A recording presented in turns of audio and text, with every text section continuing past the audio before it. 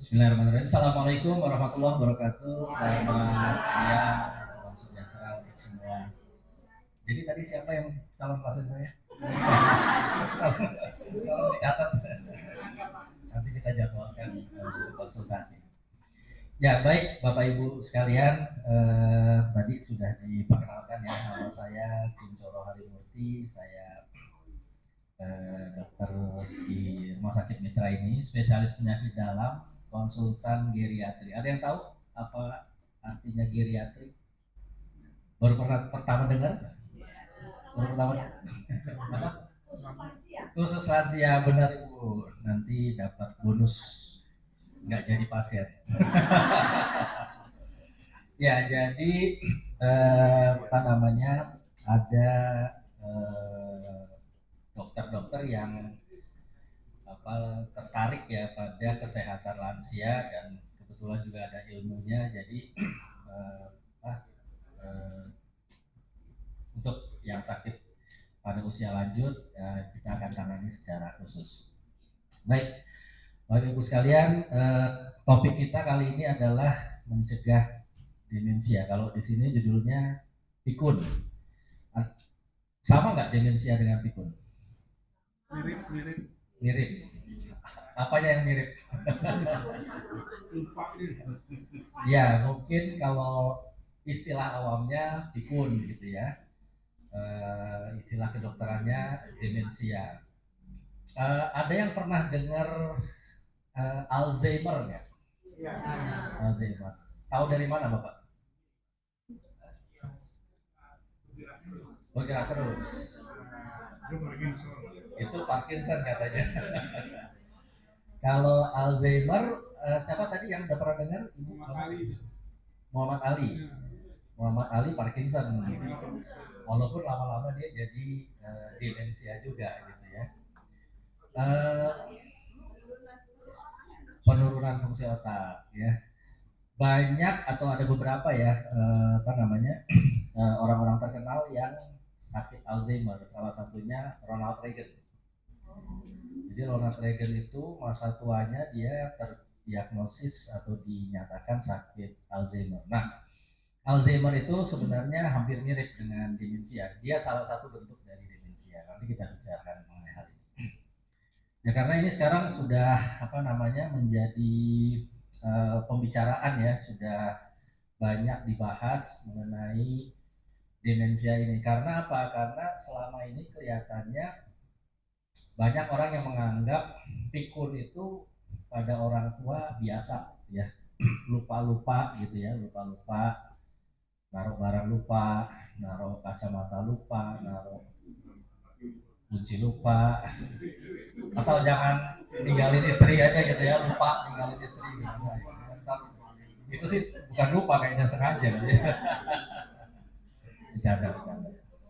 Ya jadi beda antara lupa karena faktor usia dengan demensia atau pikun ya, karena kalau sudah dinyatakan demensia berarti itu sakit, penyakit. Sekarang itu demensia dianggap sebagai suatu penyakit. Baik, bisa saya dari sini. Ya, jadi kalau kita bicara mengenai demensia atau bisa juga disebut sebagai pikun, adalah ada gejala penurunan fungsi kognitif. Fungsi kognitif tadi seperti Ibu bilang fungsi otak ya. Tapi fungsi otak yang lebih mengarah ke fungsi berpikir atau intelektual. Karena otak kita itu sebenarnya fungsinya banyak ya. Melihat itu juga ada fungsi otaknya, mendengar juga ada fungsi otak, bergerak itu juga ada fungsi otak. Nah ini lebih ke fungsi berpikir atau fungsi intelektual dari otak.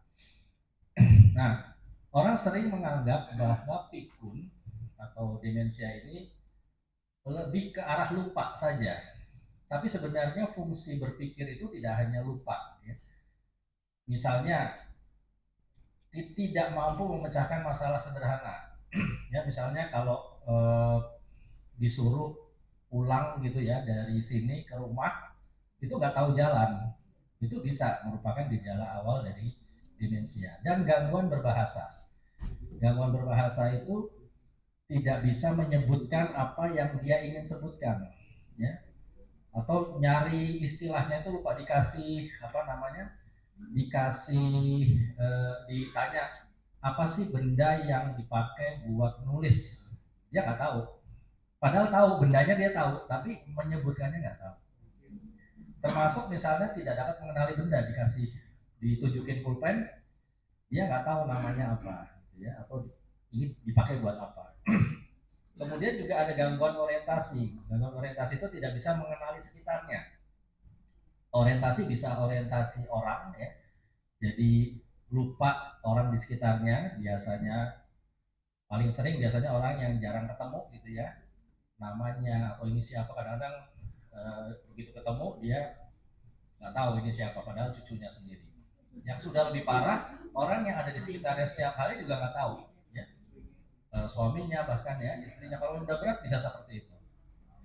Orientasi itu juga bisa berkaitan dengan tempat, ya. Jadi kadang-kadang kita, kalau ketemu pasien yang datang ke poliklinik ditanya sekarang ada di mana, jawabnya salah, bilang di rumahnya atau di kantor atau di mana gitu, di tempat yang dia biasa berada. Atau orientasi waktu, nggak tahu ini pagi, siang, sore atau malam, ya. Ya, jadi demensia itu tidak hanya masalah daya ingat saja, tidak hanya masalah memori. Kadang-kadang gejala lainnya itu yang muncul duluan. Nanti kita bisa lihat ada beberapa jenis demensia. Ada salah satu jenis demensia yang muncul pada orang setelah stroke, ya. Jadi kalau pasien habis stroke, ya, selain misalnya tangan atau kakinya lemah, itu daya berpikirnya juga menurun. Nah, pada orang stroke kadang-kadang bukan memorinya dulu, bukan daya ingatnya dulu yang terganggu, tapi kemampuan untuk mengerjakan pekerjaan. Seperti kalau orang mau pakai baju, itu kan harus buka kancing bajunya dulu, masukin tangan kanan, masukin tangan kiri, terus ngancingin baju. Nah, itu nggak bisa. Urutan-urutan pekerjaannya itu nggak bisa dikerjakan. Itu sering terjadi pada demensia yang habis stroke. Kemudian ada lagi, nanti juga ada demensia Lewy body namanya, badan body. Itu yang muncul dulu tuh halusinasi dulu, dia melihat atau mendengar yang orang lain nggak dengar. Ini bukan ini ya, bukan apa istilahnya, paranormal gitu, bukan, tapi penyakit. Nah, satu lagi sebenarnya yang juga penting untuk dinyatakan orang demensia adalah gangguan tersebut menyebabkan dia tidak bisa melakukan kegiatan yang sehari-hari sebenarnya bisa dikerjakan, ya. Jadi kalau misalnya bapak ibu lupa naruh kunci, naruh kacamata dan lain-lain, tapi sehari-hari masih bisa ngerjain sesuatu, ibu masih bisa masak, bapak masih bisa keluar rumah, nyetir mobil, aktivitas sehari-hari masih dikerjakan dengan baik, itu bukan demensia namanya, ya. Tapi gangguan yang memori dan lain-lainnya itu yang mengganggu aktivitas sehari-hari yang disebut sebagai demensia. Nah, ini yang saya ingin tunjukkan. Jadi demensia itu istilah umum, ya. Penyakit umumnya itu namanya demensia, tapi dari demensia ini ada beberapa jenis. Yang paling sering yang paling banyak yang namanya Alzheimer, penyakit Alzheimer yang tadi saya katakan diderita oleh banyak orang, ya. Sekarang sudah banyak orang terkena Alzheimer ini. Bulan September itu diperingati sebagai bulan Alzheimer internasional.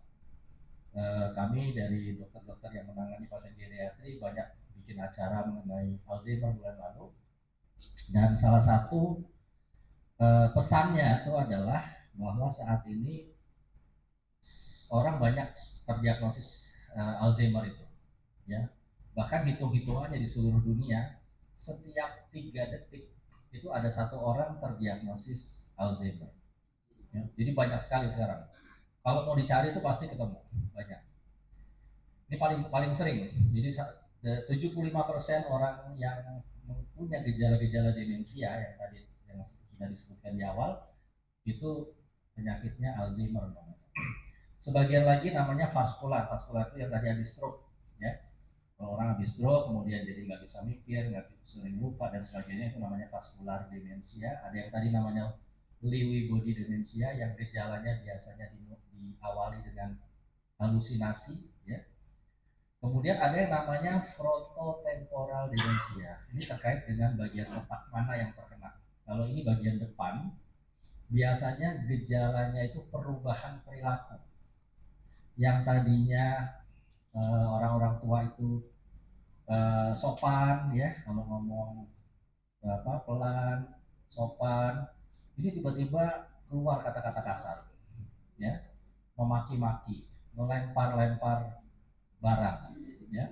Itu gejala perubahan perilaku, bisa merupakan gejala demensia dan lain-lain. Nah, yang tadi Bapak sebutkan ada Parkinson. Parkinson ini juga sebenarnya penyakit otak, ya, walaupun di area otak yang berbeda, tapi ada beberapa jenis Parkinson yang berkembang menjadi demensia. Salah satunya Muhammad Ali itu, ya. Muhammad Ali itu dia awalnya Parkinson dulu, tapi lama-lama dia juga mulai terganggu daya pikirnya. Ada sebaliknya, orang demensia dulu baru jadi Parkinson, itu bisa bersamaan terjadinya. Obat-obatan, ya, ada infeksi di otak itu juga bisa menyebabkan gangguan fungsi berpikir. Kalau ditangani dengan cepat akan kembali normal, tapi kalau tidak ditangani dengan cepat akan berlanjut. Karena saya tunjukkan di sini bahwa demensia itu, ini mungkin tidak terlalu jelas, ya, tapi ini hanya untuk menunjukkan bahwa demensia itu bersifat progresif. Jadi artinya apa? Kalau orang sudah didiagnosis demensia sampai saat ini, ya, saya nggak tahu beberapa tahun kemudian, itu tidak bisa sembuh dan dia akan semakin turun kondisinya. Sampai saat ini belum ada satu obat pun yang bisa menyembuhkan demensia. Ada beberapa obat yang tujuannya memperlambat, ya, memperlambat supaya nggak cepat gitu. Jadi karena orang bisa mulai gejala awalnya hanya lupa-lupa, seperti tadi, ya, tepuk tangan tadi kan lupa-lupa. Tapi harus ada tes lagi untuk menyatakan benar memang ada gangguan memori. Nah, itu bisa berlanjut, bisa memburuk dengan cepat, ya. Kemudian nggak bisa mengerjakan aktivitas, kemudian hanya bisa berbaring saja, makan pun nggak bisa. Ya, jadi kalau orang demensia itu duduk di kursi tempat di meja makan, disediain makan lengkap dengan lauknya, dia nggak tahu mau diapain. Ini makanan harus disendok, ini harus dipotong, ini harus masuk mulut, nggak bisa, dia nggak bisa berpikir seperti itu. Jadi akhirnya semua harus dilayani, disuapin. Bergerak pun nggak tahu dia tujuan dari bergerak itu apa. Bukan nggak bisa, tapi dia nggak tahu. Dia bahwa kalau misalnya badannya terasa pegel-pegel, dia harus berdiri, jalan dan sebagainya, itu dia nggak tahu. Itu progres, berkembang dengan cepat. Nah, ada beberapa obat yang bisa memperlambat hal tersebut, ya. Tapi intinya dari apa yang mau saya sampaikan di sini sebenarnya adalah kalau kalau orang sudah sampai ke demensia, itu berarti sudah terlambat. Maka yang harus dikerjakan adalah mencegah, jangan sampai kena demensia. Walaupun ada beberapa jenis demensia, terutama Alzheimer, yang faktor risikonya adalah genetik. Jadi keturunan. Jadi ada gen tertentu di dalam tubuhnya yang berubah dan itu dibawa dari lahir, yang menyebabkan di otaknya itu gampang rusak. Bapak Ibu ada yang kenal aktor Chris Hemsworth? Nggak tahu, ya. Taunya ini apa namanya, Elvis itu, ya. Artis Chris Hemsworth itu dia yang main Transformer sama Thor film. Nah, dia itu bapaknya demensia, ya. Kemudian dia diperiksanya itu dari cairan otak. Pemeriksaannya mahal, ya, karena artis jadi bisa, ya. Kalau di kita itu pemeriksaannya hanya ada di beberapa di Indonesia belum ada, paling dekat di Singapura. itu pemeriksaannya 80-an juta gitu ya. Itu baru salah satu saja, belum pemeriksaan apa MRI yang khusus dan sebagainya. Nah ini dia melakukan pemeriksaan itu karena ayahnya demensia dan ternyata positif. Jadi kalau ibu baca, bapak ibu baca di artikel-artikel online gitu ya, cari aja Chris Hemsworth yang main apa tadi Transformer. Saya juga udah mulai lupa. Itu ada tuh ceritanya bagaimana dia ketahuan punya membawa gen Alzheimer, ya kemudian apa yang dia lakukan sekarang. Dia kan sekarang udah nggak terlalu banyak main film lagi kan, dia lebih apa namanya mengatasi masalah-masalah, udah mulai ada gangguan memori padahal masih muda ya. Nah jadi ada sebagian yang dibawa, jadi tapi sebagian besar lainnya adalah karena faktor resiko yang sebenarnya bisa dicegah ya.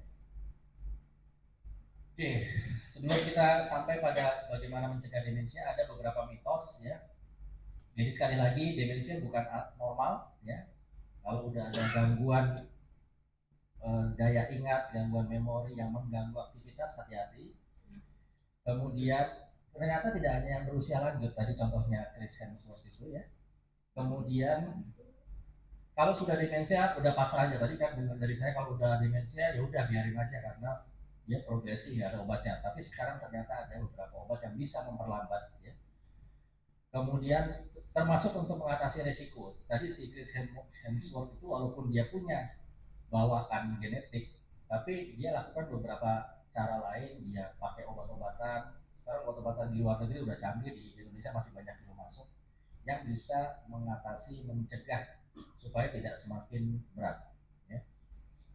Kemudian kadang-kadang ada yang mengatakan bahwa orang demensia nggak tahu apa-apa, padahal pada sampai taraf tertentu kan tadi ada derajatnya ya, ada ringan, ada sedang, ada berat.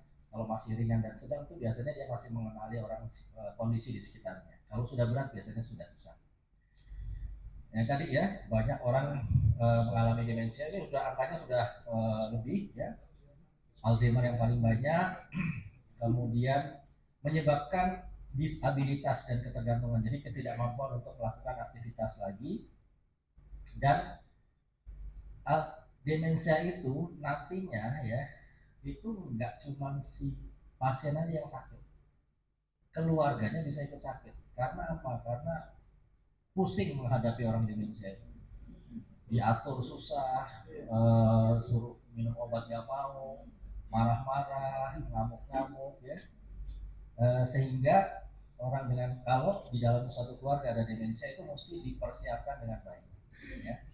Siapa yang ngurus, jadi nggak, biasanya kita anjurkan untuk tidak diurus oleh satu orang saja, harus bergantian supaya tidak capek ya. Jadi dia tidak hanya ke pasiennya saja tapi juga ke orang di sekitarnya. Nah ini adalah cara-cara mencegah demensia ya, secara detail nanti berikutnya. Yang pertama adalah gaya hidup ya. Semua penyakit saya kira dimulai dari gaya hidup ini ya. Ada diet yang baik, latihan fisik, latihan otak, tidak stres, menjaga hubungan sosial. Jadi Bapak Ibu sekarang yang sudah pensiunan tapi masih sering ketemu teman-teman ya, itu merupakan salah satu cara baik dan bersikap positif. Kita lihat satu-satu ya. Jadi gizi yang baik penting untuk mencegah demensia ya, karena ada beberapa zat gizi yang berpengaruh ke otak ya. Ada protein tertentu, ada vitamin tertentu ya, ada elektrolit tertentu, itu berpengaruh terhadap fungsi otak ya. Jadi kalau kita makan yang seimbang, jangan cuma makan asal kenyang ya. Tidak jadi juga cuma misalnya nasi ayam saja cukup ya, harus ditambah dengan sayurnya ya, protein yang lain, buah, karena elektrolit, vitamin dan sebagainya itu banyaknya di sayur dan buah ya. Kalau bisa sih diperbanyak yang dari tumbuhan ya. Dari daging tetap boleh ya, tapi dengan porsi yang lebih sedikit.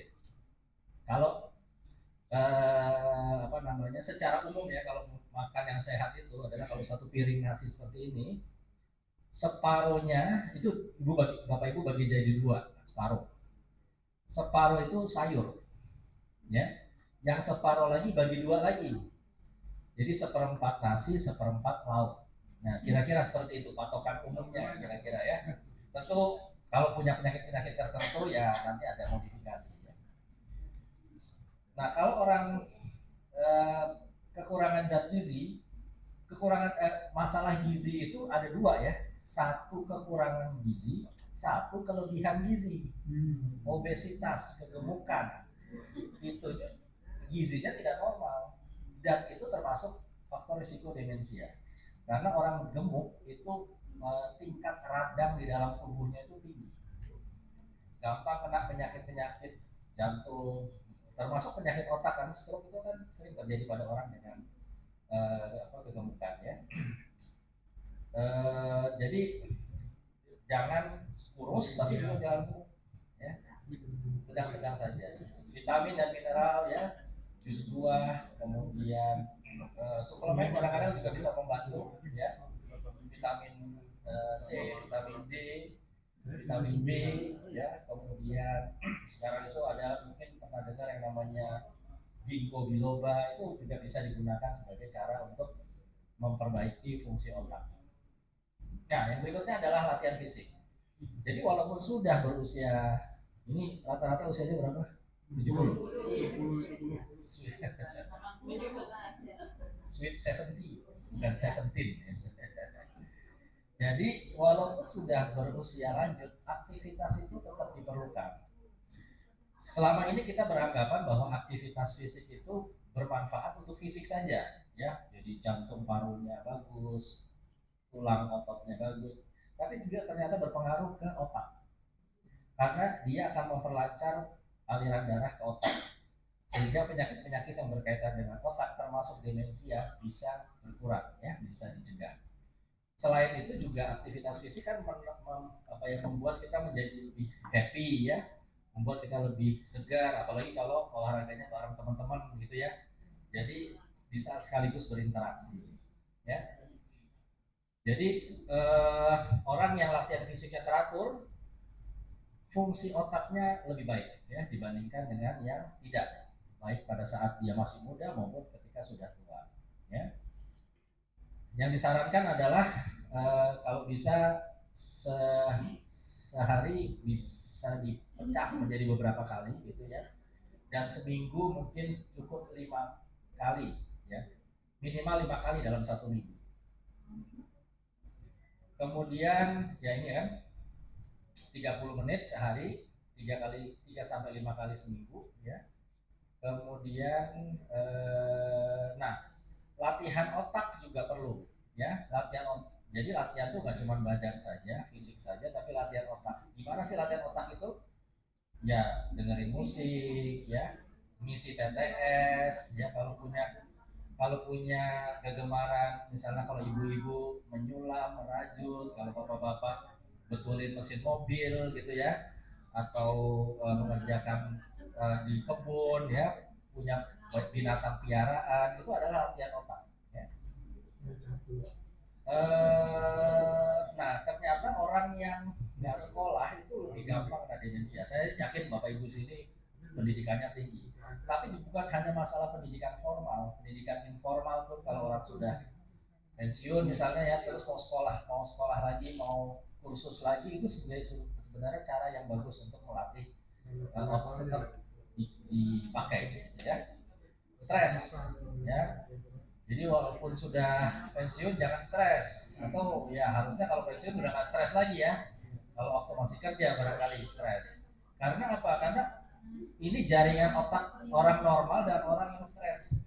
Orang yang stres jaringan otaknya lebih sedikit, sambungan otaknya itu lebih sedikit, jadi daya berpikirnya juga terganggu. Jadi kalau misalnya stres ya cari cara-cara ya, jangan dibiarkan stres itu berkelanjutan. Latihan atau mengatasi diri sendiri ya, kalau nggak bisa jangan ragu-ragu minta pertolongan orang lain, termasuk ke dokter, misalnya ke psikiater dan sebagainya. Ke dokter psikiater itu bukan sesuatu yang ini deh, yang tabu gitu ya. Kalau dulu orang barangkali kalau ke dokter ahli jiwa berarti ada gangguan jiwa. Nah, enggak, dokter psikiater, psikolog itu bisa membantu kita mengatasi stres yang tidak bisa kita atasi sendiri karena ada beberapa yang memang tidak bisa mengatasi. Nah, ini kontak sosial ya, punya kelompok, punya teman arisan, jalan sama-sama, kumpul sama-sama seperti pada kesempatan kali ini sambil belajar juga kan. Di sini kan juga belajar ya, jadi bisa meningkatkan kemampuan otak. Ya, saya harapkan sih nggak ada yang merokok di sini karena merokok itu juga penting ya untuk terjadinya demensia. Nah, yang juga penting ternyata adalah kalau Bapak Ibu punya penyakit seperti hipertensi, kencing manis, penyakit jantung, penyakit kolesterol tinggi, penyakit ginjal, itu harus terkontrol. Karena sekarang sudah diketahui bahwa penyakit demensia ini juga berkaitan dengan hal tersebut. Orang kencing manis lebih banyak yang mengalami demensia. Orang darah tinggi lebih banyak yang mengalami demensia. Orang kolesterol tinggi lebih banyak yang mengalami demensia. Ya, jadi penyakit-penyakit ini harus diatasi ya supaya tidak terjadi demensia. Oke, jadi sebagai rangkuman ya. Jadi kalau mau mencegah demensia harus secara fisik aktif, dietnya harus sehat, ya, latihan otak, menjalani sosial aktivitas, dan jangan lupa look after your heart ini maksudnya jantung kita, karena jantung juga berpengaruh. Ya, kesehatan jantung juga berpengaruh ke kesehatan otak. Baik, jadi ini hanya rangkuman saja dari yang tadi. Saya kira pesannya adalah pertama kita harus waspada terhadap munculnya gejala-gejala demensia, terutama pada yang sudah berusia di atas 60. Yang kedua, pada usia berapapun sebenarnya bisa dilakukan upaya pencegahan. Ya, pencegahannya itu bisa pencegahan sebelum kena demensia, atau kalaupun sudah kena demensia ada tanda-tanda awal demensia, bisa dicegah supaya tidak semakin berat. Ya, karena dampaknya sangat besar kalau sudah mengalami demensia. Baik, saya kira itu Bapak Ibu sekalian. Mudah-mudahan sedikit yang saya sampaikan ini bisa menjadi pengetahuan ya, pemahaman baru mengenai masalah demensia yang kita sekarang sudah banyak khawatirkan terjadi pada orang-orang di Indonesia ya. Jadi kalau dulu laporannya orang Barat banyak demensia, sekarang orang Indonesia itu sudah dilaporkan banyak mengalami demensia. Mungkin setelah ini kalau ada pertanyaan atau kita bisa diskusi gitu ya, ya fokusnya pada demensia tapi juga mungkin tidak tertutup ke masalah-masalah yang lain. Baik, saya kira dari saya cukup. Assalamualaikum warahmatullahi wabarakatuh. Baik, terima kasih Dokter Kunchoro. Silakan duduk Dok. Boleh tepuk tangannya sekali lagi yang meriah untuk Dokter Kunchoro. Oke, kita masuk sesi tanya jawab. Untuk sesi pertama kita buka dengan 3 penanya. Boleh Ibu langsung tunjuk tangan dari tadi ya Bu. Saya dengan Ibu Dani dari Rayon Dua. Terima kasih Pak atas pemaparannya. Kebetulan kakak kandung saya terkena demensia. Tahun ini 64. Jadi iya dimulainya 1,5 tahun yang lalu Dok. Tapi kalau dari sisi generatif sepertinya enggak, karena dari orang tua kami enggak ada. Kayaknya dari karena dia hidup sendiri, kayaknya dari hipertensi dan DM-nya. Seperti itu Dok. Tapi kalau dari keseharian sih masih bisa makan, masih bisa aktivitas tertentu, itu masih bisa. Sholat juga masih bisa. Gejala yang muncul itu dia nggak bisa tahu itu menyebutkan misalnya ini kursi, ini sini piring. Tapi kalau makan bisa. Dan untuk verbalnya terutama Dok.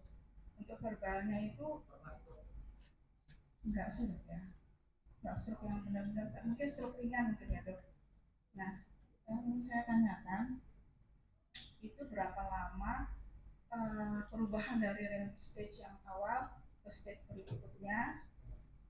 Kemudian juga kalau untuk apa yang bisa dihindari supaya kita bisa menahan sampai early stage aja. Karena kalau saya lihat tadi itu pasien masih di level yang awal. Apakah ada pengobatannya atau makanan yang harus dihindari atau apa gitu dok? Seperti itu. Terima kasih. Ini langsung jawab atau langsung? Ya baik, terima kasih. Ibu siapa? Ibu Dani. Ya, jadi ini contoh ya bahwa memang bisa terjadi pada usia berapapun. 64 itu termasuk muda untuk terjadinya demensia. Karena rata-rata biasanya munculnya di atas, kalau di Indonesia mungkin di atas 65, tapi di luar negeri itu kadang-kadang di atas 80 itu baru kelihatan gitu ya, ada orang-orang yang mengalami. Nah, pada kondisi ya saya setuju bahwa ini memang masih di tahap awal ya, karena kelihatannya belum terlalu mengganggu aktivitas sehari-harinya, tapi ini memang harus diwaspadai, nantinya akan progresi atau bertambah berat. Yang pertama tentu karena punya diabetes dan hipertensi itu dulu harus dikontrol, karena walaupun belum pernah kena stroke ya, tapi biasanya kalau orang dengan hipertensi dan diabetes di CT scan itu sudah ada gangguan di pembuluh darah kecilnya. Ya, sudah ada daerah-daerah yang pernah kekurangan oksigen, gitu istilahnya. Jadi